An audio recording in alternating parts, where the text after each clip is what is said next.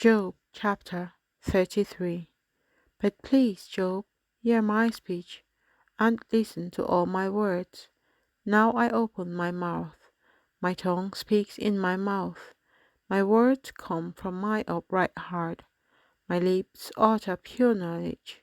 The Spirit of God has made me, and the breath of the Almighty gives me life. If you can answer me, set your words in order before me. Take your stand. Truly, I am as your spokesman before God. I also have been formed out of clay. Surely, no fear of me will terrify you, nor will my hand be heavy on you. Surely you have spoken in my hearing, and I have heard the sound of your words, saying, I am pure without transgression. I am innocent, and there is no iniquity in me.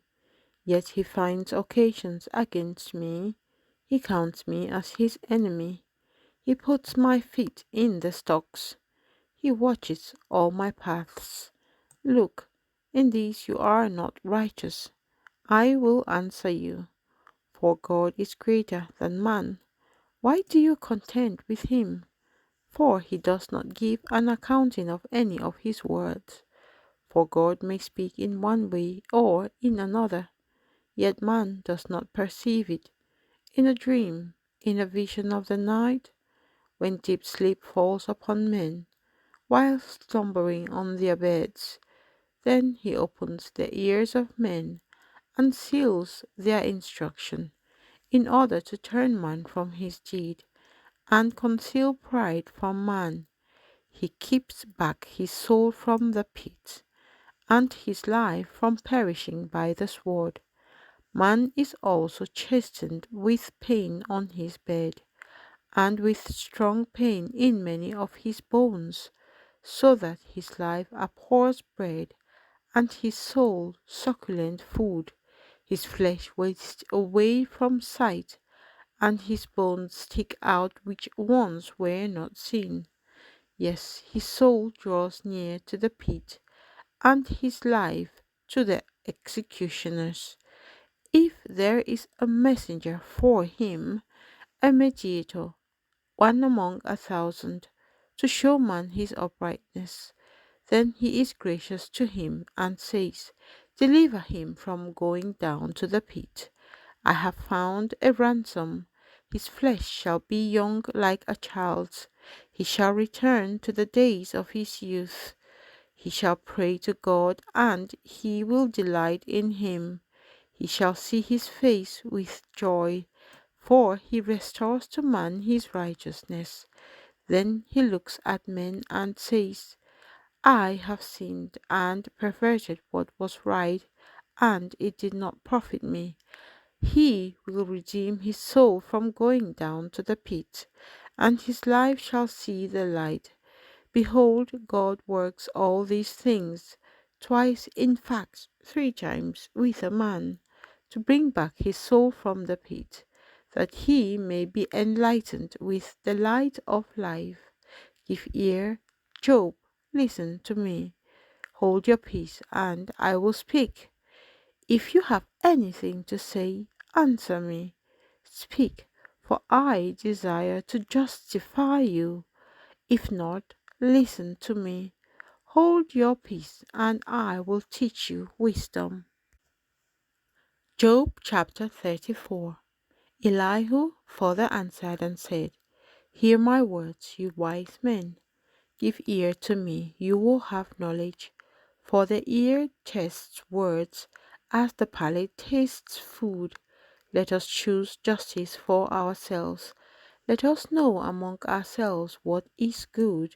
For Job has said, I am righteous, but God has taken away my justice. Shall I lie concerning my right? My wound is incurable, though I am without transgression.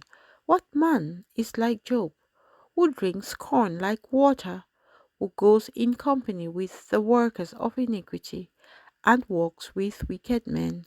For he has said, It profits a man nothing that he should delight in God. Therefore listen to me, you men of understanding. Far be it from God to do wickedness, and from the Almighty to commit iniquity. For he repays man according to his work, and makes man to find a reward according to his way. Surely God will never do wickedly, nor will the Almighty pervert justice, who gave him charge over the earth, or who appointed him over the whole world. If he should set his heart on it, if he should gather to himself his spirit and his breath, all flesh would perish together, and man would return to dust. If you have understanding, hear this. Listen to the sound of my words. Should one who hates justice govern? Will you condemn him who is most just? Is it fitting to say to a king, "You are worthless," and to nobles, "You are wicked"?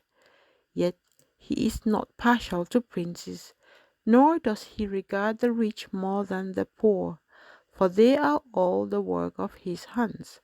In a moment they die. In the middle of the night the people are shaken and pass away. The mighty are taken away without a hand, for his eyes are on the ways of man, and he sees all his steps.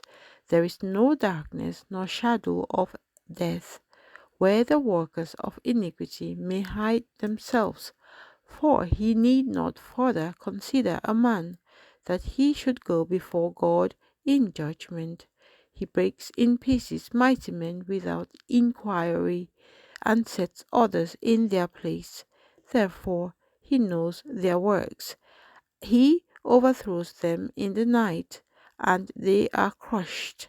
He strikes them as wicked men in the open sight of others, because they turned back from him, and would not consider any of his ways, so that they caused the cry of the poor to come to him.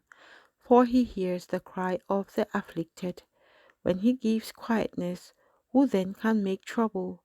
And when he hides his face, who then can see him? Whether it is against a nation or a man alone, that the hypocrite should not reign, lest the people be ensnared. For has anyone said to God, "I have borne chastening, I will offend no more"? Teach me what I do not see. If I have done iniquity, I will do no more. Should he repay it according to your terms, just because you disavow it? You must choose, and not I. Therefore speak what you know. Men of understanding say to me, wise men who listen to me, Job speaks without knowledge, his words are without wisdom. Oh, that Job were tried to the utmost, because his answers are like those of wicked men. For he adds rebellion to his sin. He claps his hands among us, and multiplies his words against God.